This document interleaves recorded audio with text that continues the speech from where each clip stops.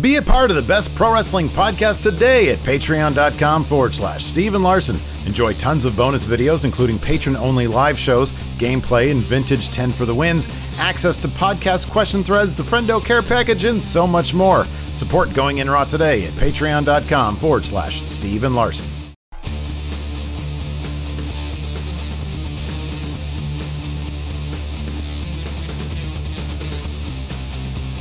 Hey, friendo, Steve here. And Larson. And on today's Going In Raw news brief, we review the new David Arquette movie. NXT has got some bad news on the horizon. Vince wants to push Keith Lee to the moon, and we preview Raw. But first, is Brock Lesnar a free agent? Larson, what's in the news? So, reports surfaced earlier today that WWE had apparently removed all of Brock Lesnar's merchandise from WWE shop. Not a shirt, not a aluminum can cozy, nothing. No fanny packs? I don't think that either. So, of course, this brought about some speculation about what his status within the company was. Now, Fightful Select is reporting that Brock is, in fact, a free agent. But Fightful Select, which you should go subscribe to. They're great. They are great. They are fantastic ads. And apparently, WWE isn't terribly worried about the situation, worried about him going to competition, as one of their sources put it, quote, "This happens every year. This year, a little longer than usual, but nothing new." So, we've seen Brock play hardball in terms of contract negotiations, teasing a return to UFC in an effort to probably get more money out of WWE. This could just be a situation where it's like, I want to take a break. I don't have a deal. Whatever. I don't care. When they need me, when they want me, they will open up the checkbook. And I'll ask for more than they offer, and they'll probably say yes. So what's the rush? And right now, if there's still travel restrictions, he lives in Canada. Mm-hmm. If there's still travel restrictions, he couldn't come out for shows. So yeah. There was some speculation that they were able to pull some strings. I want to say it was Dave Meltzer said that just wasn't possible to pull it on as regular a basis. As would be necessary, yeah. Yeah, that would be necessary, exactly. So yeah, that's interesting stuff. Brock to AEW confirmed, probably not. Are there any Canadian Is Stampede Wrestling still a thing, Larson? Can you go there? I don't know. I don't think that's still a thing. I don't think so either. I don't know. Be wrong about that. I don't know. Anyways, yeah, so Brock Lesnar is great. You know what else is great? Keith Lee. Following his surprising, shocking, some might say, clean win over Randy Orton last night. Looks like the future is limitless for the recent main roster call-up, Keith Lee. And if Alex McCarthy is to be believed, Vince McMahon has huge plans for him. A source told Alex McCarthy, quote, "Imagine how high Vince has to be on someone to have Randy Orton put them over clean as whistle.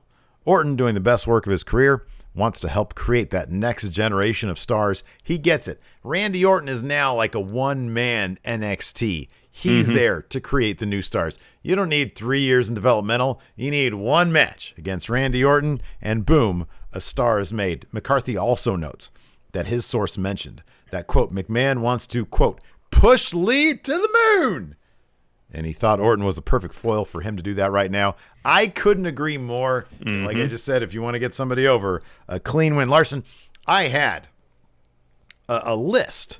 If I had to power rank the outcomes in my head for that match last night, the last one on the list of likely scenarios would have been Keith Lee with the clean win over Randy Orton. I did not see that. Number one, no winner.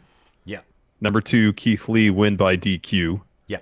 Number three, Randy Orton win by DQ. Yeah. Number four, Randy Orton wins, but only after interference.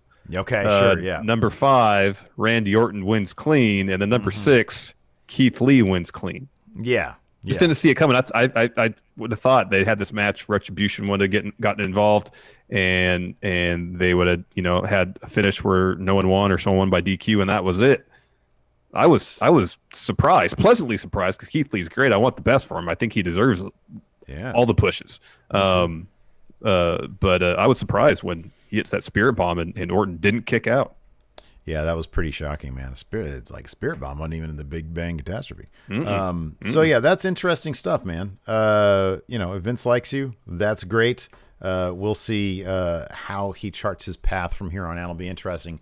We have our Raw preview later on, which there is no info about Keith Lee, but it will still be interesting to see what's next for Keith Lee on tonight's Raw in the Thunderdome. Obviously, with Clash of Champions, but a month away, roughly 4 weeks away. I would not be surprised if Orton goes up to Drew and wants another title shot, but Keith Lee just beat Orton. Maybe he stakes his claim to get in that title match too. Triple threat match for Keith Lee. A big giant spotlight on him. We'll see how that plays out. So this is from PW Insider. We source them quite a bit. Reports that Wade Barrett is currently negotiating a return to WWE, but just as a commentator. Of course, he was on NXT last week. He's going to be on NXT tomorrow night too. Did great. PW Insider's report states that WWE has been interested in bringing in Barrett since earlier this year. And it seems like, according to them, he could possibly serve as an announcer for NXT UK. NXT UK. He was great. I expect him to be good tomorrow night on NXT. So anywhere he lands in WWE would be fantastic. I think he's already on the NXT roster page on their website. So if there are ongoing negotiations, maybe they're going well, if that's any indication. But he'll be welcome back because he's really good at commentary. Dude, I thought he was really terrific. I feel like NXT could use nothing against the people that are already there, but I kind of like the idea of NXT mixing it up a little bit, going with some fresh faces. They got Vic in there, get Wade Barrett in there. I really like that. Was Beth on commentary with them on Wednesday, or was it just him and Vic? Now I feel like remember. Beth was there, but I don't remember anything. I don't remember anything. Yeah, no, my memory's really shot too. Anyways, it really is. Larson, you watched the You Can't Kill David Arquette movie that we star in, that we have a prominent role in. So much. Well, screen time prominent for about 2 seconds, maybe. Yeah, man. I mean, yeah, it was cool. It was cool that we had an opportunity to be in it, even just a little bit. Took a look at it over the weekend. It's a pretty good portrait of David Arquette and his endeavors getting back into the wrestling world. He's stated this in the media rounds leading up to and involving his return to wrestling that he's gotten a lot of crap for winning that WCW title as someone who was hesitant to do it in the first place, as someone who is a fan of wrestling, who respects the business. And so he went about getting to the wrestling again to try to earn the fans' respect. And so you see the process of him doing that. Training, doing some backyard wrestling, going down to Mexico to do some training, training with Peter Avalon, who is now in AEW, with Tyler Bateman, who is now Bateman, I think, in Ring of Honor. And then perhaps the most harrowing aspect of it was a sequence on his death match with Nick Gage. So that made a lot of news, obviously, when it happened. And some of the footage they show of his injury to his neck, there's one quick shot that's pretty graphic of blood pretty much just squirting out of it. And then, but it made, like, the way they shot it, they framed that whole thing, seemed like a nightmare scenario for him. Yeah. Well, it kind of seemed like a nightmare scenario, period. Big Jeff was there, and he said it was a disaster. Yeah. Just watching the video that was out there, even preceding the documentary, it looked like a mess. Yeah. Yeah, it looked really bad. And how, so like the build up to it, is Arquette. He had a heart attack not that long ago. He's got a couple stents, if I understood that part correctly. And so he goes through a lot of medical evaluations in preparation to get back in the wrestling. He starts training. He stops smoking, stops drinking, loses a ton of weight, gets in great shape. He looks great. Yeah. And he starts training, and I'm sure for they compressed a lot of time, but by the time he's doing matches, he's looking pretty solid. Yeah. For sure. He had a match against RJ City in Championship Wrestling at Hollywood. They were tag teaming a bit. He was wrestling all over the place, and the whole movie is kind of bookended by I don't know if his final match, but in the way it's presented here, it was his final match against Mr. Anderson, of course, Mr. Kennedy in WWE. So the movie kicks off with a promo.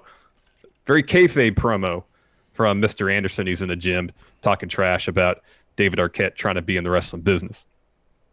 And so we come to the death match, which is in the chronology, can't talk right now, of the movie, right before his match against Mr. Anderson, and how that match kind of was a setback for Arquette in terms of, because he's also he went back to drinking. The way the movie was portraying things, kind of was a setback for him.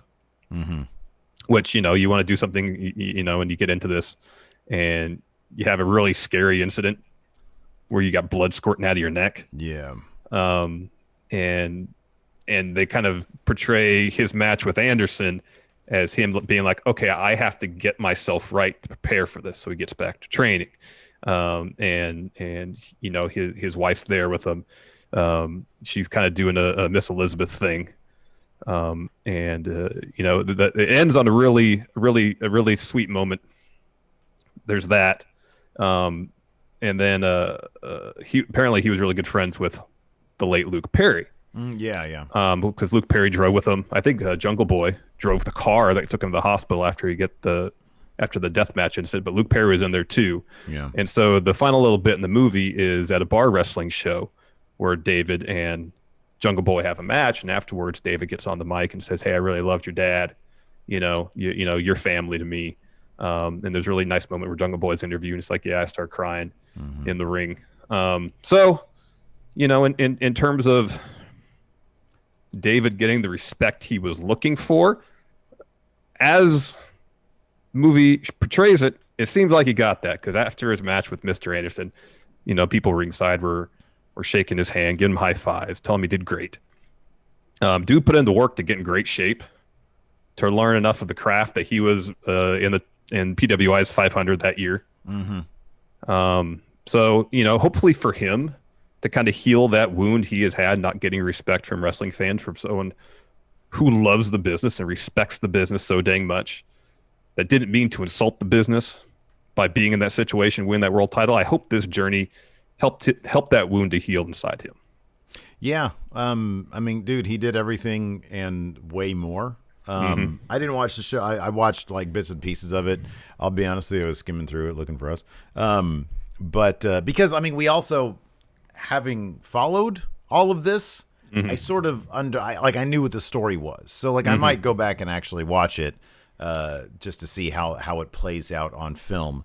But to see the beats happen in real time, I felt, I was like, you know what, I don't really have to sit here and watch the whole thing. But no, kudos to the filmmakers for putting this thing together. And like you said, it's a compelling story. This is interesting stuff. And like you said, hopefully he found the closure that he was looking for. We got a Raw tonight, Larson, and the only preview for it we have at this time is Rey Mysterio searching for further payback against Seth Rollins. I think they're gonna have a match, aren't they?